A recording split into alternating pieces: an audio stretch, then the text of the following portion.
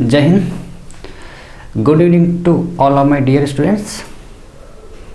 चलिए आ जाइए, टाइम हो चुका है, लाइव क्लास चालू हो गई है। जल्दी से सभी लोगों को जोड़ लीजिए, अपने दोस्तों को जोड़ लीजिए और सभी लोग अपने अपने उनको जोड़ लीजिए। बिल्कुल, ये देखो मन में विचार चलने लगे। अरे किनको मतलब अभी नानी को जोड़ोगे क्या? हाँ, सर्दी में नानी पढ़ने आएगी? नानी क्या घर पे बैठे रहते, बुढ़ापे के शरीर में कहाँ बुलाओगे? हाँ जल्दी जोड़ लीजिए। चलिए बिल्कुल, ऐसे नहीं स्टार्ट हो जाएगी क्लास। पहले सबको शेयर कीजिए, वीडियो लाइक करिए, वीडियो को पहले लाइक कीजिए। हाँ चलिए, मैं फ़ोन रख देता हूँ, ऐसे आप लोग नहीं करोगे। पहले लाइक कीजिए वीडियो को, शेयर कीजिए सबको। चलिए जल्दी जल्दी कर लीजिए। बिल्कुल 8 बज चुके हैं जी, बिल्कुल लाइव क्लास चालू हो गई है।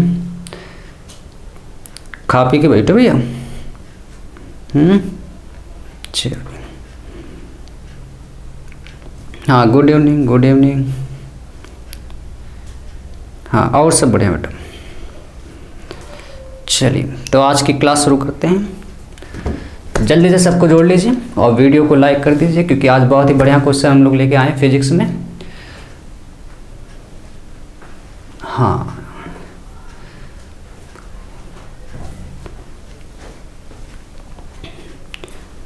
जी बिल्कुल, गुड इवनिंग बेटा, गुड इवनिंग बोल दिए बेटा। चलिए लाइक कर दियो, बहुत सही बेटा। चलो फिर शुरू किया जाए आज की क्लास, है ना।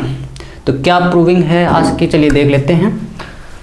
हाँ तो प्रिज्म के पदार्थ के में अल्पतम विचलन की स्थिति में अपवर्तनांक का सूत्र n बराबर sine a plus delta m/2 upon sine a/2, इसका हम लोग निगमन करने वाले हैं। सबसे पहले प्रूविंग स्टार्ट करेंगे हम लोग स्नेल के नियम से, लेकिन उससे पहले इसका फिगर बनाएंगे। प्रिज्म, आप देख रहे हैं प्रिज्म की बात की गई है, प्रिज्म के पदार्थ के अल्पतम विचलन के लिए। जी बिल्कुल, हाँ हाँ और लोगों को जोड़िए जल्दी जल्दी।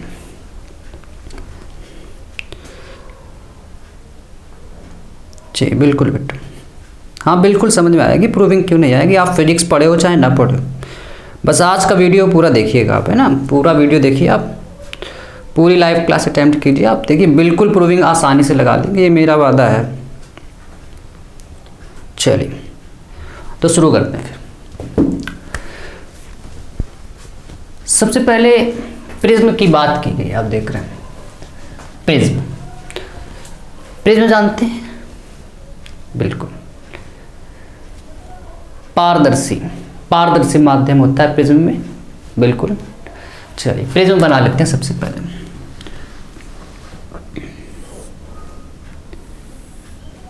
चलिए ये दोस्तों मैंने एक प्रिज्म बना लिया है और अब उसके अंदर एंट्री कराएंगे हम लोग एक प्रकाश की किरण, ठीक है। तो ये प्रिज्म की पहली सतह है, फर्स्ट सरफेस है, यहाँ से एक प्रकाश की किरण ये आ रही, ठीक है। ये प्रकाश की किरण आ रही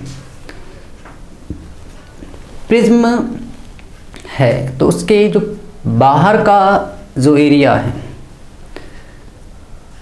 वो विरल होगा और अंदर का जो एरिया है वो कैसा होगा?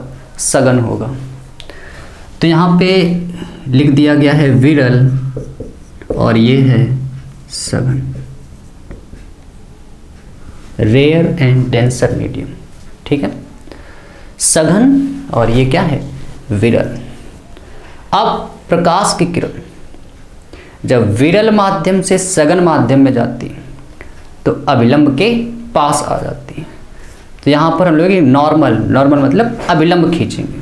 तो सबसे पहले यहाँ पर एक अभिलंब खींच देंगे। अभिलंब को हम लोग डॉटेड लाइन से दिखाएंगे। अभिलंब का मतलब होता है बिल्कुल 90 अंश से होती हुई रेखा। तो ये जो आप अभिलंब देख रहे हैं नॉर्मल, ये कितने पे एंगल पे है, 90 एंगल पे ड्रॉ किया गया। अब प्रकाश की किरण विरल माध्यम से सघन माध्यम में जा रही है, तो अभिलंब के क्या होगा, पास आएगी। तो ये बिल्कुल सीधे जाती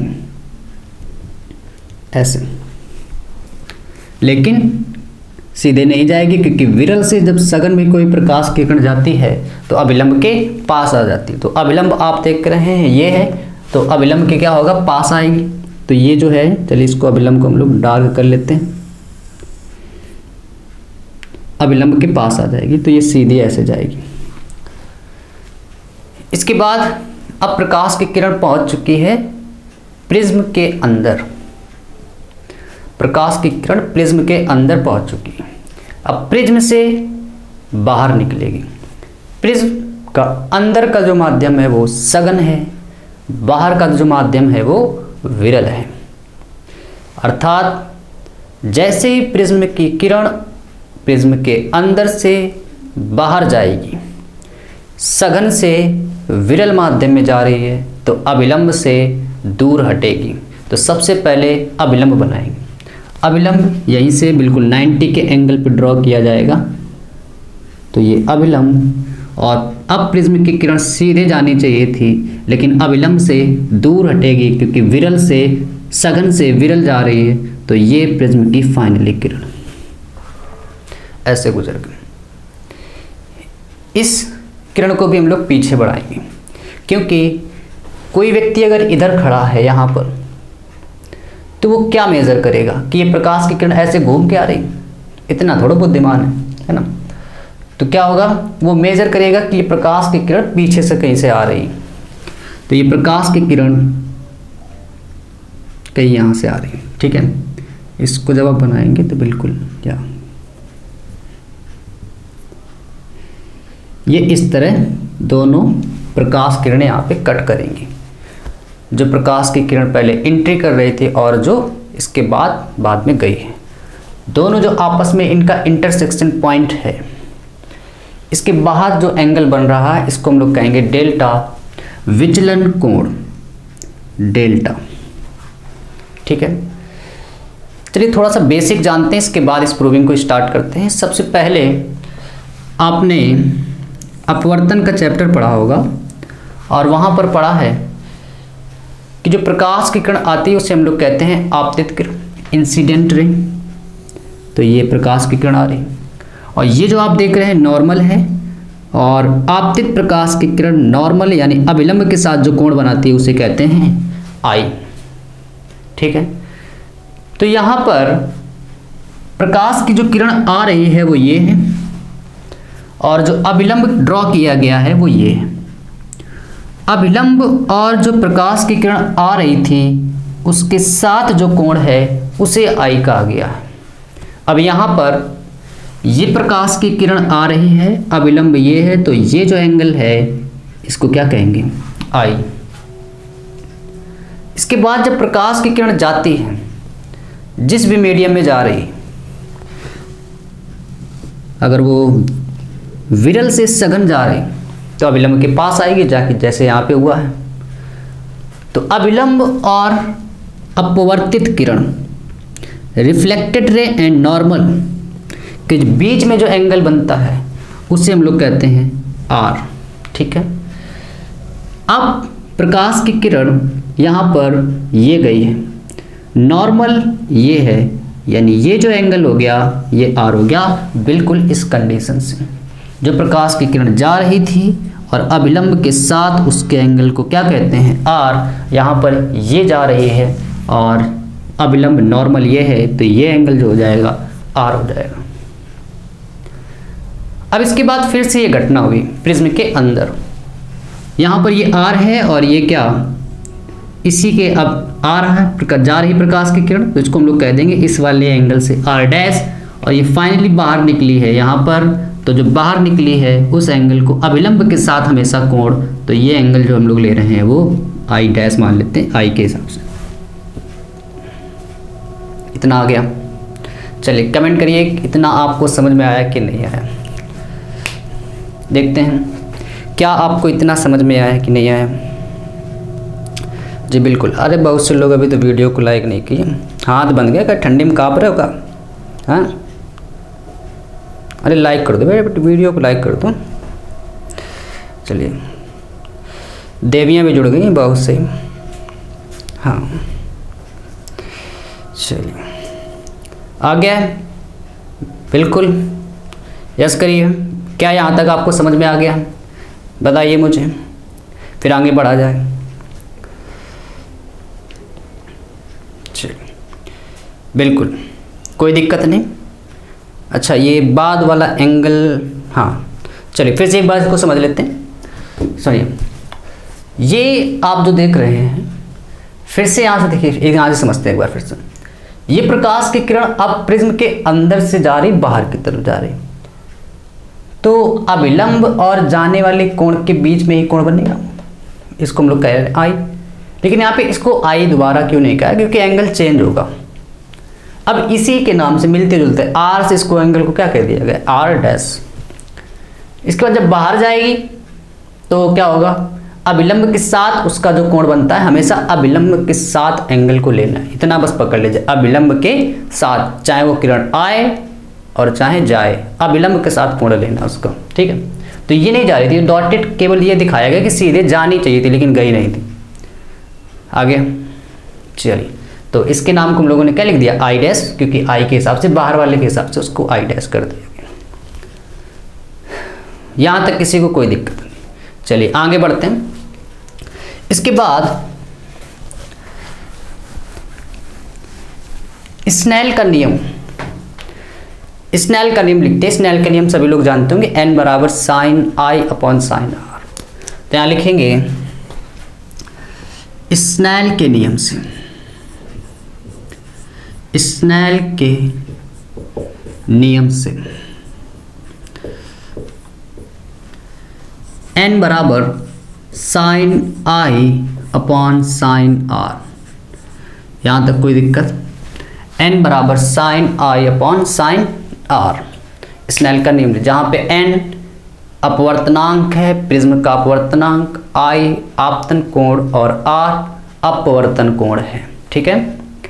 यहां तक कोई दिक्कत नहीं। इसके बाद अगर आप देखें मेरे दोस्तों कि जो प्रूविंग का जो रिजल्ट लाना है, अगर उसको हम लोग मैच करें यहाँ से, तो n बराबर लिखा है साइन आई, I की जगह अगर आप देखें तो लिखा है a प्लस डेल्टा m/2 और R की जगह लिखा है a/2। यानी कि प्रूविंग में हमें कुछ ऐसा करना है कि जो I की वैल्यू है वो निकाल के दिखानी है a प्लस डेल्टा m/2 और जो R की वैल्यू है वो निकाल के दिखानी है a/2। इतना समझ रहे हैं आप बिल्कुल कंपेयर करके देखें तो I की जगह प्रूविंग का रिजल्ट क्या लिखा है? a प्लस डेल्टा m/2 और R की जगह लिखा है a/2। पूरी प्रूविंग में हम लोग इसी को करेंगे कि I की वैल्यू लाएंगे जो ऊपर लिखी है a plus delta m/2 upon sine a/2। तो चलिए शुरू करते हैं इसके लिए। सबसे पहले ये एंगल जो आप देख रहे हैं इसको मान लेते हैं हम लोग x और इस एंगल को लेट कर लीजिए y। ये जो आप देख रहे हैं प्रूविंग में इसको कहते हैं प्रिज्म कोण, है ना, प्रिज्म कोण। प्रिज्म कोण को यहाँ पर हम लोगों ने लेट कर लिया है, ये a है और इस एंगल को लेट कर लीजिए e, ठीक है। यहाँ तक आ गए। अब इसके बाद आप एक बेसिक चीज़ समझिए, मैथ का है थोड़ा सा, उसको बेसिक चीज़ समझते हैं। जैसे मान लीजिए कोई एक ये लाइन है और एक ये लाइन है, आपस में इस जगह इंटरसेक्ट कर रही हैं, आपस में एक दूसरे को प्रतिच्छेद कर रही हैं। तो जो ये वाला एंगल है वो हमेशा इस एंगल के इक्वल होगा, इसके बराबर होगा। क्यों? शीर्षाभिमुख कोण से इसको कहते हैं, ठीक है। ऊपर वाला जितना एंगल है उतना ही नीचे वाला होगा, या फिर हम ये कह सकते हैं कि ये जो एंगल है वो इस एंगल के बराबर है, ये एंगल इस एंगल के बराबर है और ये वाला एंगल इस एंगल के बराबर है शीर्षाभिमुख कोण से। यदि आप इस फिगर में देखें तो यहाँ पर भी शीर्षाभिमुख की कंडीशन लागू हो रही है। वो आप लोग बताएंगे कि कहाँ पर क्या चीज़ किसके बराबर है। जैसे मैं एग्जांपल से आपको बताता हूँ कि जैसे ये x है, ये y, या मान लीजिए पूरा z है ना, तो यहाँ पे कह सकते हैं कि x बराबर है किसके, y के।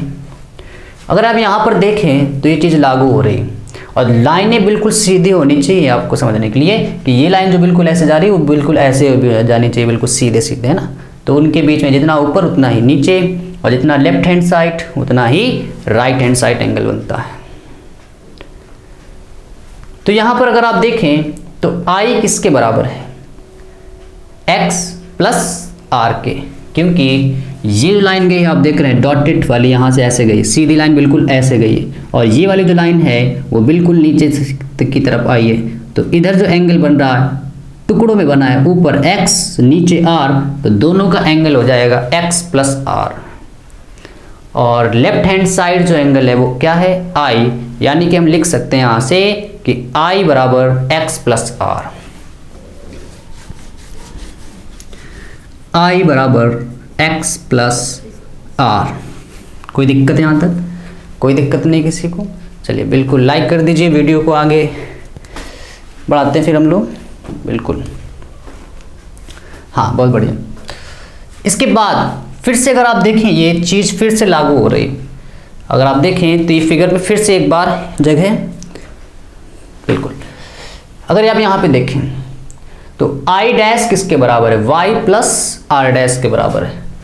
तो I डैश बराबर y प्लस r डैश, क्यों, क्योंकि आप लिख सकते हैं दोनों किस कंडीशन से ऐसा हुआ है, शीर्षाभिमुख कोण से ऐसा हुआ। कोई दिक्कत यहाँ तक, किसी को दिक्कत नहीं, बिल्कुल सही। दोनों एंगल को ऐड कर देते हैं। अगर इसको हम लोग मान ली इक्वेशन 2, इसको लेट कर लेते हैं 3। इक्वेशन 2 प्लस 3, 2 और 3 को ऐड कर दीजिए, तो यहां से हमें पता चलेगा I प्लस आई डैश बराबर x प्लस वाई, और यहाँ से r प्लस r डैश। कोई दिक्कत यहाँ तक, दोनों ही इक्वेशन को लेट कर लिया गया। एक बार फिर से पूरे को समझते हैं, इत्मीनान से पढ़िए, धैर्य से पढ़िए ना, जल्दबाजी में चीज़ों को आप नहीं सीख सकते। एक बार जो चीज़ पढ़िए वो हमेशा याद रहे, ऐसा पढ़िए, ठीक है। हाँ वो गर्दा वाला काम तो चलता ही रहता है पूरे यूट्यूब पर, है ना, गर्दा गर्दा कर देंगे है ना। आप लोगों को याद है ना गर्दा गर्दा, अरे बुढ़ापा तक गर्दा उड़ाओगे क्या, घर जाओगे लाठी लेके होके जाओगे। हाँ गर्दा शब्द से देखो बिल्कुल ये चलने लगा। अरे गर्दा गर्दा ना करो बेटा, रिश्ते वाले भाग जाएंगे, कहेंगे लड़का गर्दा उड़ाता रहता है। हाँ बिल्कुल गर्दा ना उड़ाओ, पढ़े लिखे व्यक्ति यार, अनपढ़ लोग ऐसा काम करते हैं गर्दा उड़ाने वाला। चलिए तो I प्लस आई डैश बराबर x plus Y plus r plus r dash, इतना आ गया, कोई दिक्कत नहीं आता। कैसे आए पर पूरा समझते हैं। सबसे पहले स्नेल के नियम से प्रूविंग को स्टार्ट किया गया, वहाँ से I और R की वैल्यू को हम लोगों को निकालना है, क्योंकि प्रूविंग में I की जगह a plus delta m by 2 लिखा है और R की जगह a बाई 2 लिखा है। कुल मिलाकर प्रूविंग में I और R की वैल्यू को निकाला जा रहा है, ठीक है। अब इसके लिए सबसे पहले क्या किया गया है कि जो I एंगल था वो बराबर है x प्लस R के, I एंगल बराबर है x प्लस R के, क्यों बराबर है, शीर्षाभिमुख कोण से। कोई दिक्कत नहीं है, ठीक है। इसके बाद I डैश एंगल बराबर है y प्लस r डैश के बराबर है। दोनों को बराबर करके उनको जोड़ दिया गया है, जोड़ मतलब ऐड कर दिया गया। तो यहाँ से क्या है I, इधर से क्या है I dash, I plus I dash, यहाँ से क्या है x plus Y, r plus r dash, यहाँ तक आ गए। इसके बाद अभी भी अगर आप देखें इस प्रूविंग में कहीं पर भी a नहीं आया है, a मतलब प्रिज्म कोण, प्रिज्म एंगल, क्योंकि आंसर में हमें a चाहिए, लेकिन अभी भी हमारी इस प्रूविंग में कहीं पर भी a की एंट्री नहीं हो रही है।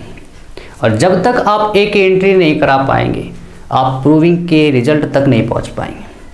अब हम ए की एंट्री करा रहे हैं और वो कैसे कराएंगे जरा ध्यान से देखिएगा। यहां पर यदि आप देखें ये एंगल और ये एंगल अगर दोनों को ऐड कर दिया जाए तो वो 180 आ जाएगा। क्यों आ जाएगा? क्योंकि चक्री चतुर्भुज बन रहा है। अगर आप ध्यान से देखें इस पॉइंट को मैं लेट कर लूँ P और इसको लेट कर लिया जाए Q,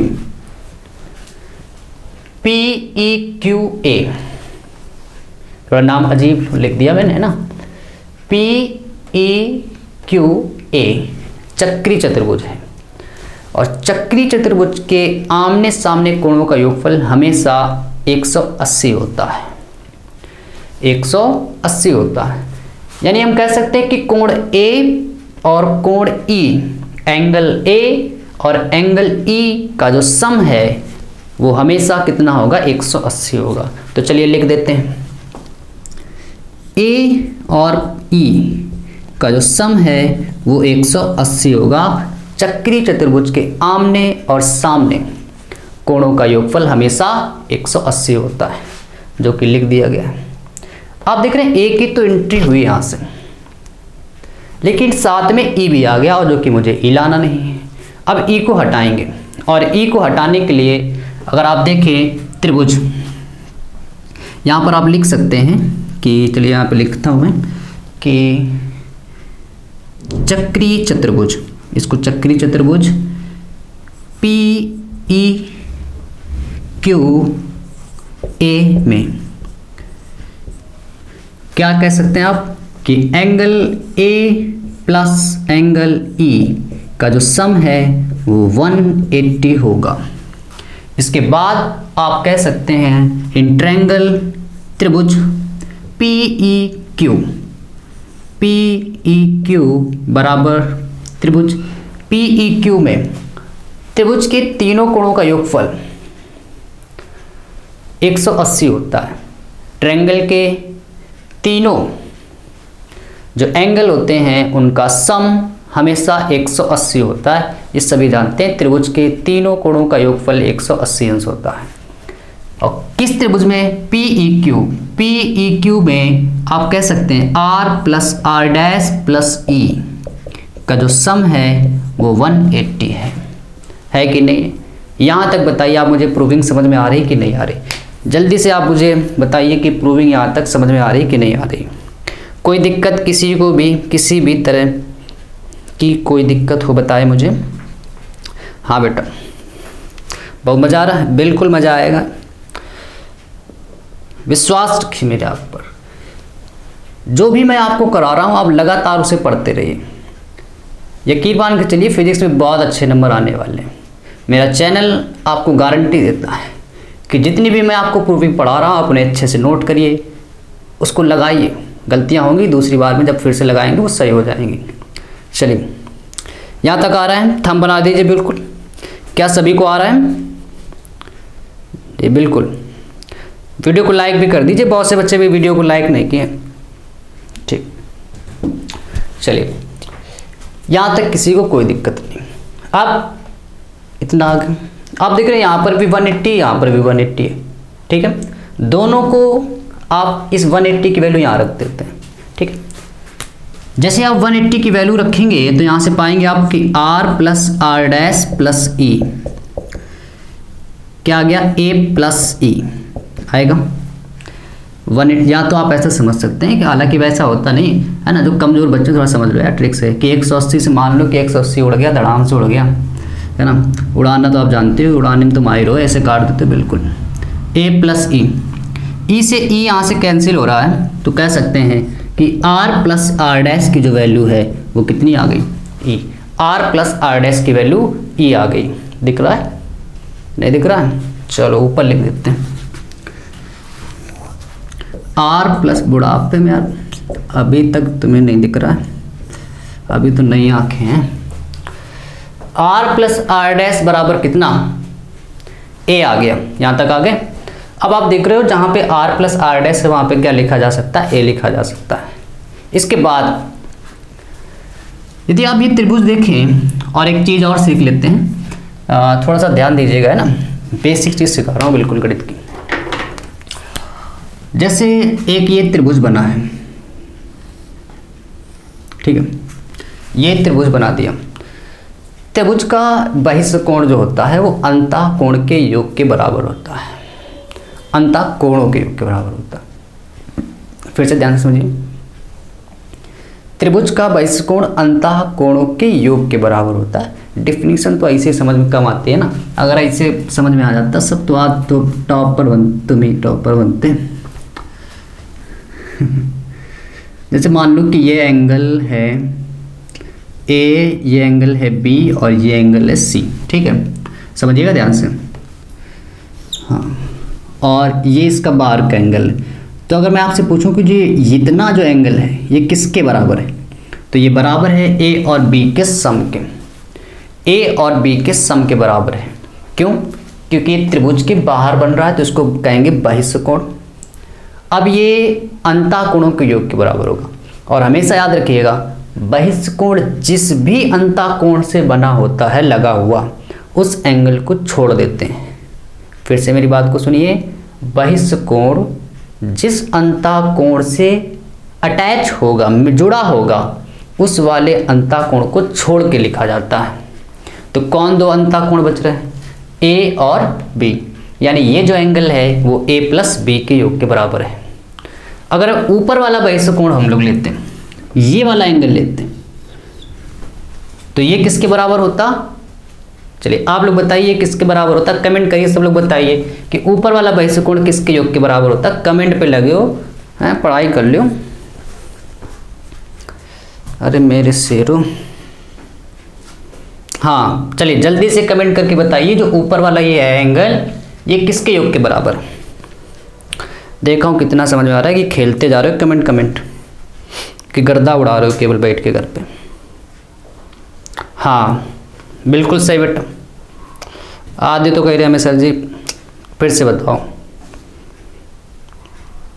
हाँ फिर बढ़िया, ऊपर वाला बेटा, ऊपर वाला बहिष्ठ कोण ये वाला, ये किसके बराबर है? अरे ये दिख रहा है, किसके अंतः कोणों के योग के बराबर। जल्दी जल्दी कमेंट करिए सब लोग।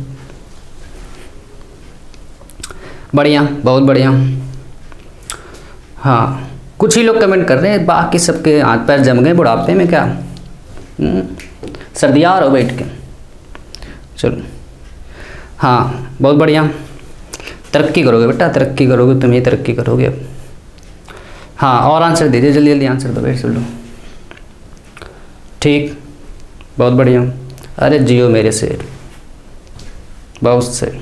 अगर तुम्हारा आंसर आ गया तो समझ जाओ सब सही, बहुत बढ़िया। ठीक, आधे तो गलत दिए जा रहे हो बेटा। अरे समझो यार, हैं नहीं समझोगे? अरे समझ लो, ये क्या है? इसको मैंने पूछा है त्रिभुज का बहिष्ठ कोण है ना, ध्यान दिया करो थोड़ा। कमेंट खेले जा रहे हो। ये बहिष्ठ कोण पूछ रहे हैं किसके अंतः कोणों के योग के बराबर है? बी और सी को। अभी बताया है कि बहिष्ठ कोण जिस भी कोण से मिलकर बनता है उस वाले कोण को छोड़ देते हैं, है ना। तो ए को छोड़ देंगे, किसको किसको लेंगे? बी और सी को। ठीक है, तो यहाँ पे लिखते हैं।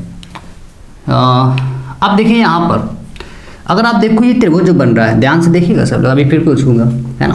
हाँ फेंक के मार दिए जाओगे यहीं से घुस जाएगा मार कर अभी अंदर, यहाँ से कहाँ, कैमरे से घुस के अंदर आ जाएगा अभी। यहाँ डरो डरो थोड़ा। डेल्टा किसके योग के बराबर है? x प्लस वाई के।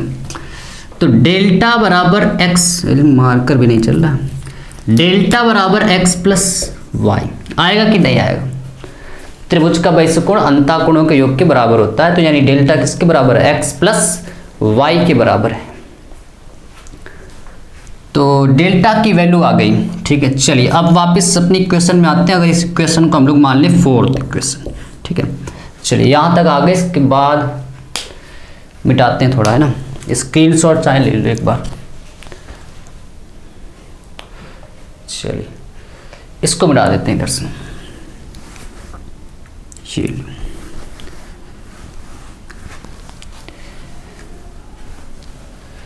यहाँ से हमें पता चला कि r प्लस आर डैश की जो वैल्यू 1 है और डेल्टा किसके बराबर है? x प्लस वाई के बराबर है। हम लोग वापस अपनी इक्वेशन फोर्थ में आते हैं, ध्यान से देखिएगा, इक्वेशन फोर्थ से, है ना। तो इक्वेशन फोर्थ में अगर आप देखें i प्लस आई डैश बराबर x plus Y, X plus Y की जगह आप क्या पुट कर सकते हैं delta, plus r plus R dash की जगह आप पुट कर सकते हैं a। फिर से ध्यान से देखें यहाँ पे क्या हुआ है ना, मन से पढ़ो बेटा। i प्लस आई डैश बराबर x प्लस वाई की जगह क्या लिख दिया डेल्टा, और r प्लस आर डैश की जगह क्या लिख दिया गया a लिख दिया गया। इसके बाद अगर आप देखें मेरे दोस्तों, प्रूविंग लगभग हो रही, a प्लस डेल्टा m आ चुका है, डेल्टा m नहीं अभी डेल्टा ही आया है, अपॉन में 2 और लाना, ठीक है। तो एक कंडीशन होती है अल्पतम विचलन कोण जिसे कह सकते हैं, या हम कह सकते हैं न्यूनतम विचलन कोण, अल्पतम विचलन कोण या फिर न्यूनतम विचलन कोण। तो अल्पतम विचलन कोण या न्यूनतम विचलन कोण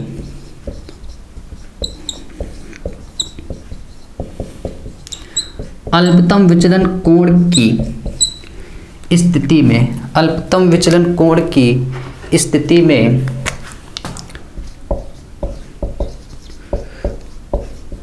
स्थिति में कह सकते हैं कि I डैश बराबर होता है I के, और डेल्टा बराबर होता है डेल्टा M के, है ना। याद रखिएगा अल्पतम विचलन कोण की स्थिति में I डैश बराबर होता है I के, डेल्टा बराबर होता है डेल्टा M के, ठीक है, और R डैश बराबर होता है R के। R डैश किसके बराबर है R के। तो इस इक्वेशन में हम लोग लिख सकते हैं अपनी कि I प्लस आई डैश की वैल्यू आप बताइए क्या है I। क्या होता है अल्पतम विचलन कोण, पहले इसको समझ लेते हैं, जिसको हम लोग कहते हैं न्यूनतम विचलन, इसको दूसरे अगर नाम से जाने न्यूनतम, मिनिमम। तो जो आप लाइन देख रहे हैं सबसे कम विचलित हो, सबसे मतलब बहुत कम विचलन हो इसमें, तो इसको कहेंगे हम लोग न्यूनतम विचलन। और न्यूनतम विचलन तभी संभव है जब आई डैश का मान आई के बराबर होगा, आर डैश का मान आर के बराबर होगा, और डेल्टा उस समय हो जाता है क्या डेल्टा एम, जिसको हम लोग कहते हैं डेल्टा को विचलन कोण, ठीक है। यहां तक आ गए। तो वापस अपने अगर इस प्रूविंग में आए तो I प्लस आई डैश की जगह क्या लिख देंगे I बराबर डेल्टा की जगह डेल्टा M, और ये क्या लिखा है A। यहां से पता चल रहा है I और I कितना 2I। चलिए फिगर मिटा रहे हूं,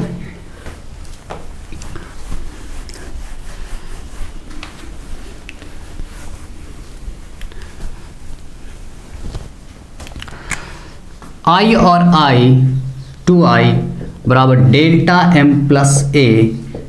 यहाँ से कह सकते हैं कि I की value delta M plus A by 2 चला गया डिवाइड में, इनटू में था डिवाइड में चला गया। यहाँ तक आ गए। अगर आप देखें मेरे दोस्तों तो प्रूविंग हो गई। क्यों? I की वैल्यू हम लोग ले आए हैं delta M plus A by 2, I की वैल्यू यहाँ रखते हैं delta M plus A by 2, बच रही है किसकी वैल्यू R की। R की वैल्यू कैसे निकालेंगे, इसके लिए हम लोग क्या करेंगे, इक्वेशन अगर आप देखें यहाँ से, ये इक्वेशन है, आप लिखोगे because R plus R dash की जो वैल्यू है वो A है कि नहीं। कैसे आई थी आपको ये पता है, R प्लस आर डैश की वैल्यू A है। अब R डैश किसके बराबर है, R के, बताइए क्यों बराबर है, R डैश R के क्यों बराबर है, क्योंकि न्यूनतम विचलन की स्थिति में ये तभी संभव है जब R डैश R के बराबर हो, I डैश I के बराबर हो, और उस समय डेल्टा को क्या लिखते हैं, delta M। R dash R के बराबर है तो R plus R equal A, R plus R 2R बराबर A। तो R की वैल्यू यहाँ से पता चली A बाई 2, ये R की वैल्यू और ये I की वैल्यू। R और I की वैल्यू को उठाकर हम लोग पुट कर देंगे इक्वेशन फर्स्ट में। जैसे ही आप पुट करेंगे आपका रिजल्ट आ जाएगा। तो चलिए R की वैल्यू को पुट करते हैं इक्वेशन फर्स्ट में। I व R का मान इक्वेशन 1 में रखने पर समीकरण 1 में, हाँ देहाती भाषा में पढ़ रहे हो, धरने पर, बिल्कुल सही बोल रहे हो। n बराबर साइन आई की वैल्यू क्या आई है, delta m plus a by 2 upon sine r की वैल्यू अगर आप देखें मेरे दोस्तों a बाई 2। यही है प्रिज्म के अल्पतम विचलन कोण में अपवर्तनांक का व्यंजक। संकेतों के अर्थ भी समझ लीजिए, जहाँ पे n क्या है, अपवर्तनांक, प्रिज्म का अपवर्तनांक, ठीक है। डेल्टा m क्या है, अल्पतम या न्यूनतम विचलन कोण। a क्या है, प्रिज्म कोण, ये जानते हैं प्रिज्म कोण, ठीक है। तो उम्मीद कर रहा हूँ कि आप लोगों को बढ़िया समझ में आया होगा। और कुछ बच्चे तो हाँ कमेंट खेल रहे हो, बढ़िया। हाँ बताइए समझ में आया कि नहीं आया। चलिए जल्दी से आप अपना फीडबैक दीजिए, क्या आपको प्रूविंग समझ में आई है। हाँ बिल्कुल बढ़िया। हाँ जिन बच्चों को थोड़ा कम समझ में आया है, आपको मैं बता दूं कि आप जब तक चीज़ों को रिवाइज नहीं करेंगे, है ना, तब तक आपके वो दिमाग में नहीं जा सकती, वो बहुत लंबे समय तक आपके दिमाग में नहीं रह सकती। आप चीज़ों को समझिए, उसे नोट कीजिए, दोबारा लगाने का प्रयास कीजिए, यकीन मान के चलिए आप ज़रूर सीख जाएंगे। चाहे जितना कमज़ोर विद्यार्थी क्यों ना हो, वो एक ना एक दिन फिजिक्स के सवाल लगाना है, फिजिक्स की कोई भी प्रूविंग, वो बड़ी आसानी से आप सीख जाओगे, है ना। चलिए तो फिर चला जाए, बिल्कुल। हाँ चलिए मिलते हैं फिर अगली वीडियो में, है ना। ओके तो आज के लिए दोस्तों इतना ही, मिलते हैं फिर हम लोग एक नई वीडियो में और एक नए कॉन्सेप्ट के साथ मिलेंगे, नई प्रूविंग लेकर आएंगे। तब तक आपको जितना पढ़ा देगा आप इत्मीनान से और उसको ईमानदारी से पढ़िए, क्योंकि बोर्ड पेपर के आप बेहद करीब हैं, ठीक है। जय हिंद।